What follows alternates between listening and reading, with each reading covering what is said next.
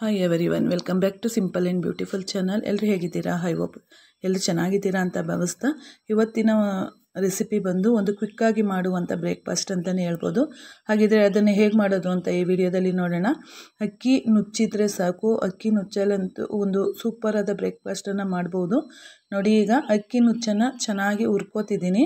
ಇದು ಚೆನ್ನಾಗಿ dry roast ಆಗಬೇಕು. ಒಂದು ಘಮ ಬರುತ್ತೆ, ಗೊತ್ತಾಗುತ್ತೆ, ಕಲ್ಲರು ಚೇಂಜ್ ಆಗುತ್ತೆ. ಆಗ ಅಲ್ಲಿವರೆಗೂ ಚೆನ್ನಾಗಿ ಹುರ್ಕೊಂಡು ಸೈಡಲ್ಲಿ ಎತ್ತಿಟ್ಕೊಳ್ಳೋಣ. ಅಕ್ಕಿ ನುಚ್ಚಾಕೆ ಇರೋದ್ರಿಂದ ನಮಗೆ ಎಣ್ಣೆ ಜಾಸ್ತಿ ಬೇಕಾಗತ್ತೆ, ತುಂಬಾ ಚೆನ್ನಾಗಿರುತ್ತೆ. ಆಯಿಲ್ ಜಾಸ್ತಿ ಹಾಕಬೇಕಾಗತ್ತೆ. ಜೊತೆಗೆ ಸಾಸಿವೆ, ಜೀರಿಗೆ ಮತ್ತು ಕರಿಬೇವು, ಒಣಮೆಣ್ಸಿಕಾಯಿ, ಹಸಿಮೆಣ್ಸಿಕಾಯಿನೂ ಹಾಕಬೇಕು. ಒಣಮೆಣ್ಸಿಕಾಯಿನ ಒಗ್ಗರಣೆಗೆ ಹಾಕ್ಕೊಂಡಿದ್ದೀನಿ. ಇದಿಷ್ಟು ಆದಮೇಲೆ ಕಡಲೆಬೇಳೆ ಏನಿದೆ ಒಂದು 2 ಸ್ಪೂನಷ್ಟು, ಸ್ವಲ್ಪ ನೆನೆಯೋಕ್ಕಿಲ್ಲ, ನೀರಲ್ಲಿ ತೆಗೆದು ಹಾಕ್ತಿದ್ದೀನಿ. ಜಾಸ್ತಿ ನೆನೆ ಹಾಕಬಾರ್ದು. ಇದನ್ನು ಚೆನ್ನಾಗಿ ರೋಸ್ಟ್ ಮಾಡ್ಕೊಳ್ಳೋಣ. ಚೆನ್ನಾಗಿ ರೋಸ್ಟ್ ಆದ ನಂತರ ಇದಕ್ಕೆ ಹಸಿಮೆಣ್ಸಿಕಾಯಿ, ನಮಗೆ ಖಾರಕ್ಕೆ ತಕ್ಕ ಹಾಗೆ ನಾವು ಎಷ್ಟು ಕ್ವಾಂಟಿಟಿ ಮಾಡ್ತಿದ್ದೀವಿ ನೋಡಿ, ಅದರ ತಕ್ಕ ಹಾಗೆ ನಾವು ಇದನ್ನು ಹಾಕೋಬೇಕಾಗತ್ತೆ. ಹಾಕ್ಕೊಂಡು ಈರುಳ್ಳಿ ಒಂದು 4ರಿಂದ 5 ಈರುಳ್ಳಿಯನ್ನು, ಇದಕ್ಕೆ ಮೇನ್ ಇಂಗ್ರೀಡಿಯೆಂಟ್ ಬಂದು ಈರುಳ್ಳಿಯನ್ನು ಹಾಕ್ಕೊಂಡು ಚೆನ್ನಾಗಿ ಫ್ರೈ ಮಾಡ್ಕೋಬೇಕಾಗತ್ತೆ. ಈರುಳ್ಳಿ ಚೆನ್ನಾಗಿ ಫ್ರೈ ಆಗಬೇಕು.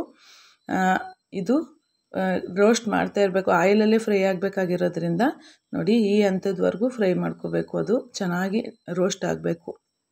ಆನಂತರ ಇದಕ್ಕೆ ಒಂದು ದಪ್ಪ ಗಾತ್ರದ ಟೊಮೊಟೊ ಏನು ಜಾಸ್ತಿ ಬೇಕಾಗಿಲ್ಲ, 1 ಟೊಮೊಟೊ ಆದರೆ ಸಾಕಾಗತ್ತೆ. 1 ಟೊಮೊಟೊನ ಹಾಕ್ಬಿಟ್ಟು ಅದನ್ನು ಅಷ್ಟೇ ಚೆನ್ನಾಗಿ ರೋಸ್ಟ್ ಮಾಡ್ಕೋತೀನಿ. ನೋಡಿ, ಟೊಮೊಟೊನ ಹಾಕ್ಕೊಂಡು ಚೆನ್ನಾಗಿ ಇದನ್ನು ಅಷ್ಟೇ ಚೆನ್ನಾಗಿ ಹೊಂದ್ಕೋಬೇಕು ಅದ್ರ ಜೊತೆಲಿ. ಅಲ್ಲಿವರೆಗೂ ಇದನ್ನು ನಾವು ಕೈ ಆಡಿಸ್ತಾನೆ ಇರಬೇಕಾಗತ್ತೆ. ತುಂಬಾ ಬೇಗ ಆಗುತ್ತೆ, ತುಂಬಾ ಚೆನ್ನಾಗಿರುತ್ತೆ. ಕಲ್ಲರ್ಗೆ ಸ್ವಲ್ಪ ಅರಿಶಿನದ ಪುಡಿಯನ್ನು ಹಾಕ್ತಿದ್ದೀನಿ.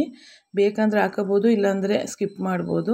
ಅರಿಶಿನದ ಪುಡಿ ಹಾಕಿದ್ರೆ ಆ್ಯಂಟಿಬಯೋಟಿಕ್ ಆಗಿ ಕೆಲಸ ಮಾಡುತ್ತೆ ಮತ್ತು ನೋಡೋದಕ್ಕೂ ತುಂಬಾ ಚೆನ್ನಾಗಿರುತ್ತೆ. ಇದಿಷ್ಟು ಚೆನ್ನಾಗಿ ಫ್ರೈ ಆದ ನಂತರ ಇದಕ್ಕೆ ನಾವು 3 ಗ್ಲಾಸ್ ಅಕ್ಕಿನ ತಗೊಂಡಿದ್ದೀನಿ. ಅದಕ್ಕೆ ನಾನು 6 ಗ್ಲಾಸಷ್ಟು ಅಕ್ಕಿ ನುಚ್ಚಿಗೆ ನೀರನ್ನು ಹಾಕ್ತೀನಿ. ಈಗ ನಾನು ಒಂದು 2 ಸ್ಪೂನಷ್ಟು ಕಾಯಿ ತುರಿಯನ್ನು ಹಾಕ್ತಿದ್ದೀನಿ. ನಾನು ಒಂದು ಗ್ಲಾಸಲ್ಲಿ ಯಾವ ಅಳತೆ ತಗೊಂಡಿದ್ನೋ ಆ ಗ್ಲಾಸಲ್ಲಿ ನಾನು ಒಂದು ಪಾತ್ರೆಗೆ ನೀರನ್ನು ಅಳತೆ ಮಾಡಿ ಇಟ್ಕೊಂಡಿದ್ದೀನಿ. ಅದನ್ನು ಈಗ ಎಲ್ಲ ರೋಸ್ಟ್ ಆದ ನಂತರ ಈ ಪಾತ್ರೆಯಿಂದ ನೀರನ್ನು ಹಾಕ್ತೀನಿ.